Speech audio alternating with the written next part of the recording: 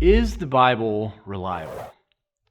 You know, one of the great things about Christianity in general is that you can investigate it with eyes wide open. This isn't some magical book. It's not Aladdin's lamp. It's not something only for the special initiated group. What you find when you investigate the Bible, not only does it have some pretty amazing claims in it about who God is and how you can know this God, but what's awesome is you find it's actually historically reliable. Now, there's lots of different ways you could talk on this, and you can spend a lot of time investigating the powerful reasons why you can trust the Bible. I just want to give you two powerful reasons of why you can trust the Bible. The first is it's historically reliable in this sense, especially in the Gospels, Matthew, Mark, Luke, and John, and the book of Acts. It gets the people, the places, the names, the local situation, the customs. It gets all of those things right. So imagine your hometown. There's things that you know about your hometown that you would only know if you grew up there, right? Well, that's the same about these writers of the first century in these biographies and accounts of Jesus and the earliest Christians. So when it speaks of names, it gets the names right.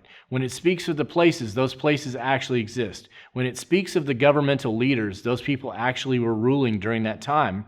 And the way that the Israel land was structured during that time, being occupied and ruled over by Rome, there was a lot of complexities about who was ruling during when and who had what territory and which family member and all that kind of stuff. Well, guess what? Luke chapter 3, other places get those things exactly right in the book of Acts. So the first thing is when you look at the Bible, you see it's historically reliable because it gets the people, the places, the names, the historical situations right, which gives it the ring of credibility and the ring of truth.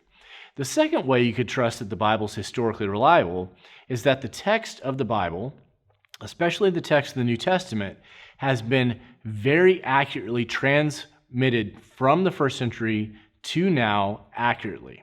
And one of the ways we know this is because of the abundance of manuscripts we have. A manuscript was the early Greek writings when the New Testament was written in the language of Greek. Those manuscripts are from, say, the book of Romans or the book of Matthew or the book of John, for example. Well, we have well over 5,500 Greek manuscripts alone, which is by far the most of any ancient document to work with.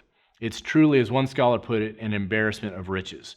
So another way that you understand that the text has been reliably transmitted to us through the centuries is that it goes back to the beginning. You have early copies that go all the way back. So the time gap is about 35 to 50 years between the writing of the Gospel of John and the first manuscript fragment that we showing up from John chapter 18, showing the time gap, which limits the time in which corruption could occur.